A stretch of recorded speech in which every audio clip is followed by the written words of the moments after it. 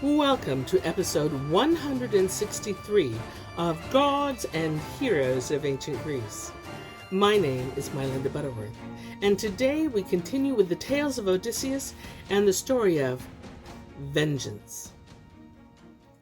Then Odysseus stripped off his tatters and sprang to the raised threshold, holding the bow and the quiver full of arrows. There he poured them out at his feet and called down to the suitors. The first contest is over.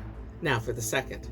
But this time it is I who will choose a mark such as no archer has ever hit, and yet I do not think I shall miss. And as he spoke, he aimed at Antinous, who was just lifting his two-handled cup of gold to his lips. The arrow pierced his throat, and the point came out at the nape of his neck. The cup dropped from his hand as a thick jet of blood spurted from his nostrils, and he fell, dragging down with his foot the table and everything on it. When the suitors saw him fall, they leaped from their chairs and ran to the walls to seize weapons, but there was neither spear nor shield to be seen. Then they broke into a storm of abuse. "Why do you shoot at men, accursed stranger?" they shouted. "You have killed our companion, but it is the last arrow you will ever launch. The vulture shall tear your flesh." They said this thinking that he had shot Antinous by accident, not dreaming that the same fate was in store for all of them. But Odysseus thundered down at them, "Dogs! You thought I would never return from Troy, and so you wasted my stores, seduced my servants, courted my wife without having any certainty that I had really died, and feared neither men nor gods. But now your hour is come." The suitors heard and grew pale. Fear gripped their hearts.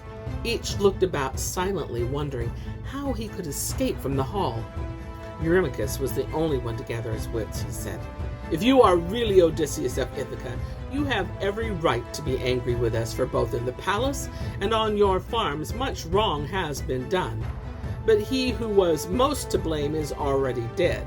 It was Antinous who was behind all these doings, and he was not even courting Penelope in earnest.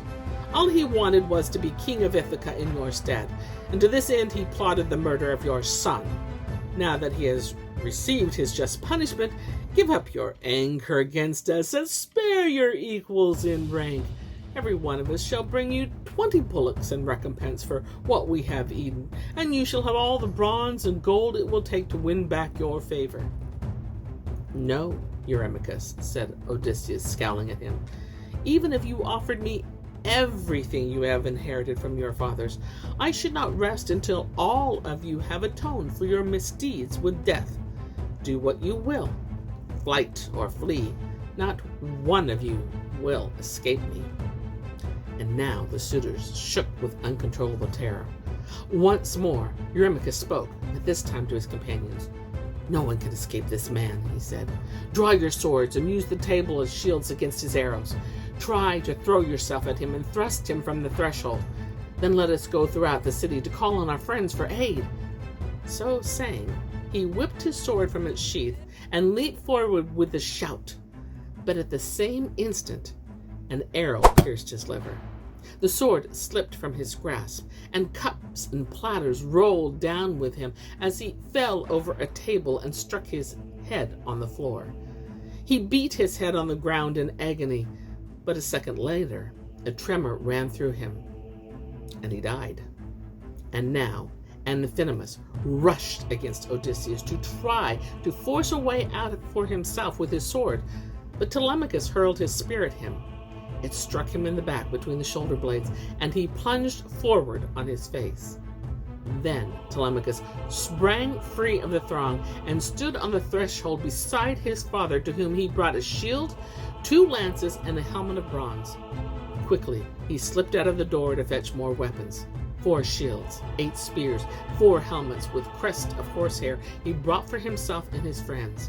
He and the 2 faithful herdsmen armed themselves. The 4th set up weapons he brought to Odysseus, and now the 4 stood shoulder to shoulder. While the arrows lasted, Odysseus shot suitor after suitor, and one victim tumbled on top of another. Then he leaned his bow against the doorpost, slung the shield over his shoulder, set the helmet on his head, and took 2 great lances in hand. In the hall was a side door which opened into a passage leading to the back of the palace. But this door was so narrow that only one man at a time could pass through. Odysseus had told Eumaeus to watch there, but when the swineherd went to arm himself, it was momentarily unguarded. One of the suitors, Agelaus, at once seized the adventure. "Why not flee through the side door," he asked those near him, "and hasten to the city? There we can get help and soon put an end to this man." "Impossible," said Melanthius, the goatherd, who sided with the suitors. "The door and the passage are so narrow that they admit only one man at a time. It will be better if I alone slip out quietly and fetch weapons for the rest of you." And he immediately began to carry out his own suggestion. Time after time he went out and in unobserved in the crowd, and brought back with him 12 shields and as many spears and helmets. Odysseus suddenly found himself confronted with armed foes, brandishing their lances. He was startled and said to Telemachus, "One of the faithless handmaids or the disloyal goatherd is responsible for this." "I'm afraid it was my own fault," answered Telemachus. "When I brought the weapons for us, I was in such a hurry I did not fasten the door of our storeroom." Quickly, Eumaeus hastened to repair his young master's neglect. Through the open door, he saw the goatherd taking more spears and shields. He came back to tell Odysseus. "Shall I take him alive or slay him?" he asked. "Take the cowherd with you," said Odysseus. "Fall on that scoundrel, bind his hands and feet behind his back, and let him hang from the central pillar by a stout rope. Then fasten the door and return." The 2 herdsmen did as he had bidden. They hurled themselves on the goatherd just as he was snatching more arms. They threw him to the floor, bound his arms and legs behind his back, looped a long rope about a hook in the ceiling, slung it around his body, and hoisted him up to the tall pillar until he hung close to the rafters. "We have couched you in a comfortable position," said Eumaeus. "Sleep sweetly." They locked the door and returned to their post near Odysseus. A 5th ally unexpectedly joined the 4 friends. It was Athene in the shape of Mentor, and Odysseus joyfully recognized the goddess. The suitors noticed the newcomer. Agelaus called to him angrily, "Mentor, I warn you not to let Odysseus persuade you to fight as suitors, for if you do, we shall kill you and all yours along with his father and son." These words made Athene seethe with rage. She spurred Odysseus to greater effort, saying, "You do not seem to me as brave as in those 9 years you fought at Troy. It was your counsel that caused the fall of that city, but now, when it is a question of defending your own palace and property, you are hesitant and slow." This she said to goad his courage, for she did not intend to take part in the actual fighting. Hardly had she finished speaking when she flew up in the form of a swallow and perched on the city rafters. "Mentor has left," Agelaus called to his friends. "The 4 are by themselves again. Now, let us plan our attack. Do not all cast your spears at once. The 6 of you over there shall be first, and be sure that all of you aim only at Odysseus. Once he is down, the rest will be easy to manage." But Athene turned the course of those 6 lances. One stuck in the doorpost, another in the door, and the rest hit the wall. Then Odysseus cried to his friends, "Aim carefully and cast well." All 4 hurled their spears, and not one missed.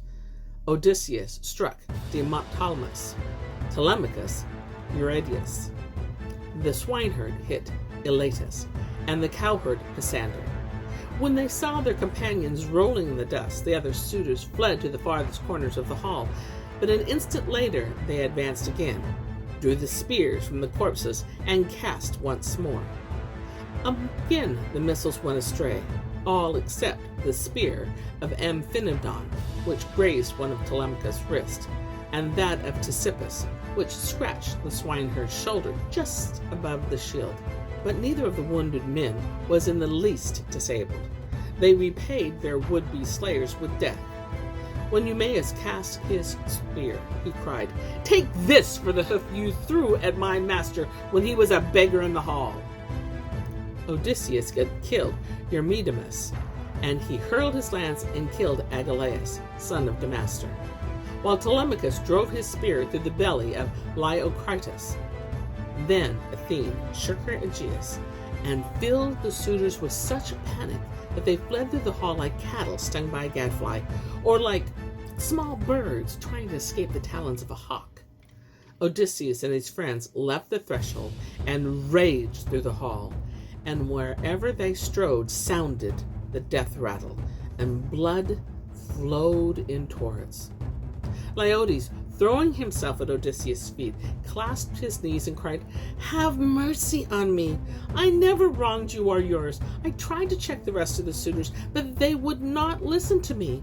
All I did was to pour the libations. Must I die for that?" "If you poured libations in their behalf," Odysseus answered with a frown, "you prayed for them." And he picked up the sword Agelaus had dropped as he fell, and struck off Leiodes' head while his lips were still pleading. Near the side door stood Phemius, the singer, his lyre in his hands. He was badly frightened and wondered whether he should try to slip through the door and save himself by flight, or clasp the knees of Odysseus. He decided for the latter, laid his lyre down between the mixing bowl and a silver-studded chair, and threw himself on the ground before Odysseus. "Have pity on me," he cried, clasping his knees. "You yourself would feel regret if you killed a singer whose songs delight gods and men. A god taught me my art, and like a god I shall celebrate you in song. Your son shall be my witness that I did not come here of my own free will, but they forced me to sing for them." Odysseus raised his sword, but he hesitated. And then Telemachus ran toward him and cried, "Stop, father! Do not hurt him. He is guiltless. And if the herald Medon has not already been killed by you or the herdsmen, let him live too. He took such good care of me when I was a little boy, and always wished us well." Medon, who had wrapped himself in an ox hide and lay hidden under a chair when he heard the plea in his behalf, unwound himself and clasped the knees of Telemachus. At that, even Odysseus had to smile. "You have nothing to fear, you two," he said to the singer and the herald. "Telemachus has saved you. Leave the hall and tell the people outside that it pays to be loyal rather than faithless." Phemius and Medon hurried away and sat down in the forecourt by the altar of Zeus, still trembling with terror. And here is where I end my tale for today. But I'll be back with more tales. Many more tales. Until then, my friends, enjoy the journey.